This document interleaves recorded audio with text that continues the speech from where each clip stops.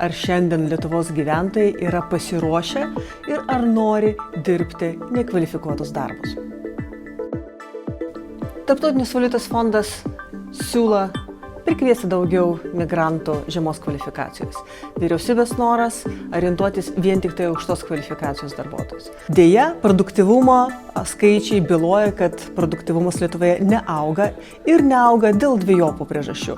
Visų pirma, dėl to pačių migrantų, kurie atlieka vien tik tai nekvalifikuotus darbus ir jų skaičius didėja ir ekonomikai tai žinoma neneša labai didelio stabilumo, bet tuo pačiu verslininkai tiesiog nesuranda darbuotojų.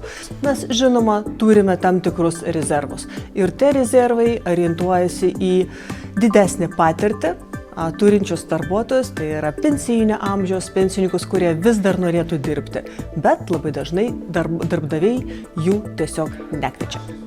Jaunimo nedarbas, asmenų su negale nedarbas, vyresnio amžiaus žmonių dirbančių, o ypač prieš pensijinio amžiaus žmonių, taip pat turime labai daug.